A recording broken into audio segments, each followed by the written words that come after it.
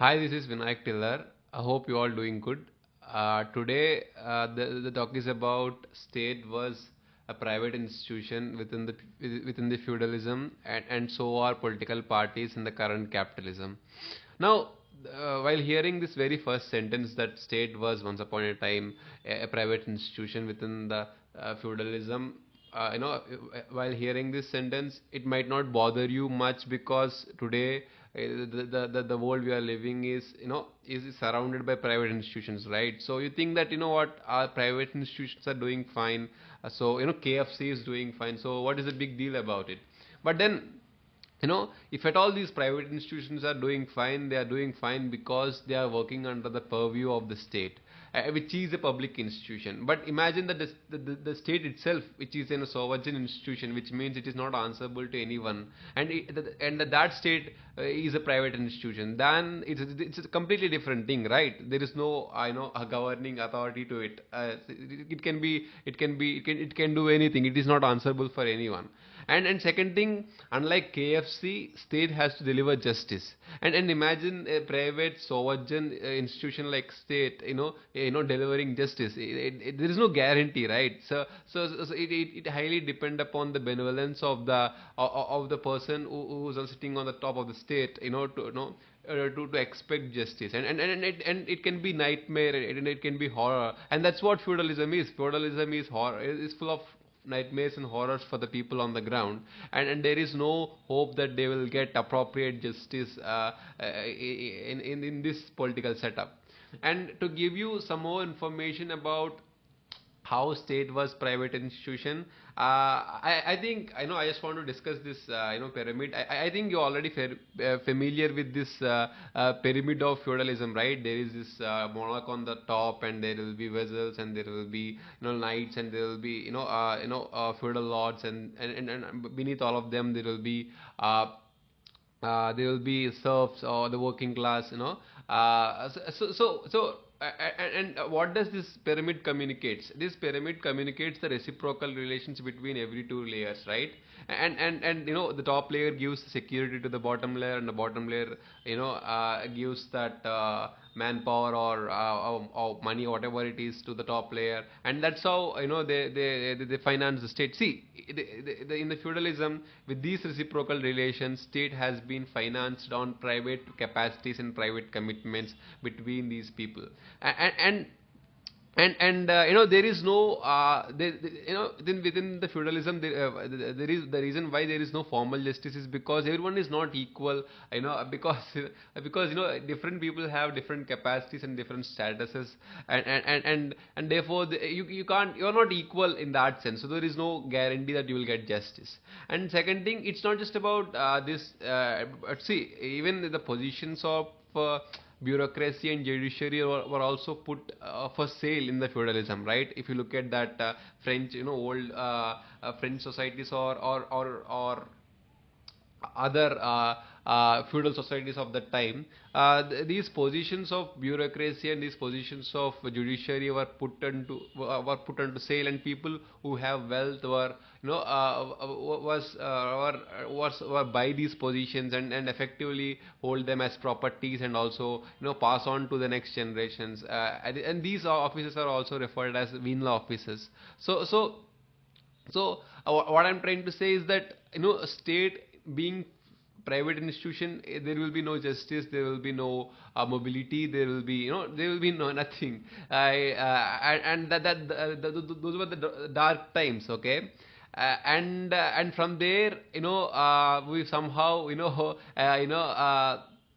reach to this stage, and I think this is our, as a humankind, this is our biggest achievement, that making our state as a public institution. And that happened with the advent of modern taxation and social contract theory and other advancements in those fields, but we somehow brought that state into the public institution, and today we have formal justice, we have, bureaucracies, working on meritocracy. Everyone can get into it with the examination process, and etc, etc, and we somehow reach to this stage. And you might think that okay, it's happy ending only now. You see, you said that state is a private institution in feudalism. Now it is public institution, so it is a happy ending. We reached the goal, right? So what is the problem now? I was saying, okay, like we achieve a lot of things, but then there is one problem. I think it is a very big problem because the whole setup, the political setup has become a public institution, right? The state become a public institution, except that one important actor in the democracy. See, the important actors in our democracies are political parties, but these political parties are not became public institutions. Now they're still private institutions, and this bug, this small bug in the political in the political setup is corrupting the whole political setup, and we need to fix this, because it as I said, it can corrupt whole rest of the political setup. It can corrupt bureaucracy, it can corrupt judiciary, it can corrupt every other thing, because the problem lies here. And you also know that because of these politicians, because of this political class, this is all because of this political parties being private institutions, we are having all of these problems. But yet we are not demanding for public funding system.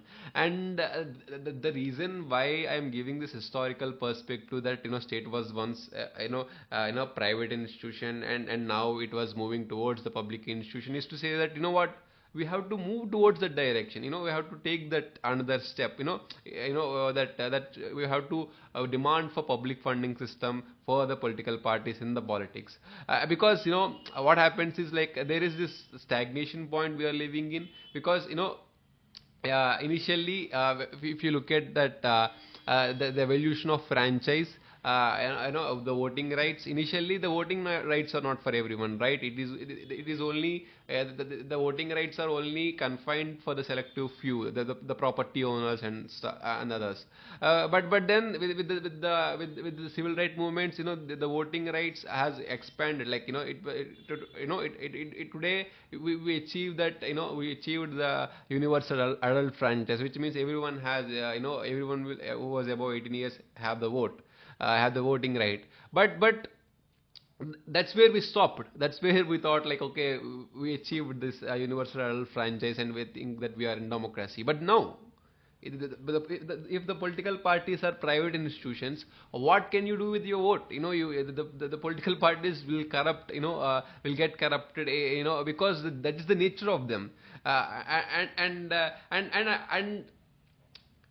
I see. We don't. I think the ruling class also compromised on giving that universal adult franchise to to the people, because they thought that, okay, we are giving this nominal voting right, but they can't form the political parties, or they can't they can't run on their own without any contradiction. So they thought, like, okay, let's grant these voting rights, but because they know that they have the resources and they can only run the political party. At least they need the people who are running the political parties need their support. So they are okay with giving these voting rights. After that, definitely that struggle of civil rights movements. But I think today it's very essential for us to recognize that we have to move we have to move towards the direction of public institution, and the last step is that converting, we converted whole state from private institution to public institution, and it is just one institution, and it is very important. They are very important actors, which are political parties, are still private institutions, and we have to acknowledge that these are private institutions, and we have to convert them into public institutions. And that is the important thing. That's what I'm saying. It's very important. See, okay, I just end this video by discussing one last thing. I just want to discuss the very meaning of democracy, the very the etymological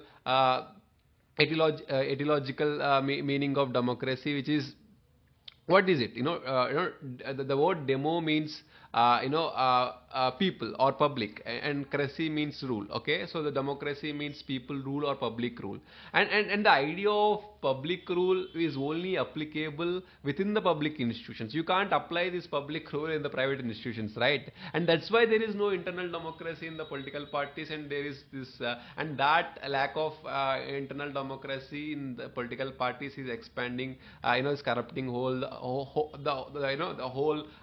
political setup, the whole state. It is corrupting the whole institution of state.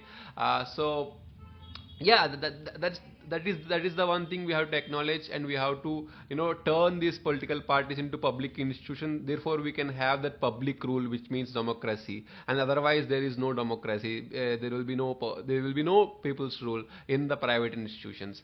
And yeah, that's it for today. I hope I could able to communicate all the points in effectively. And obviously there are many other facets, aspects to discuss about public funding system in the political finance, which I'll do in the coming videos. Yeah, that's it for today. Bye.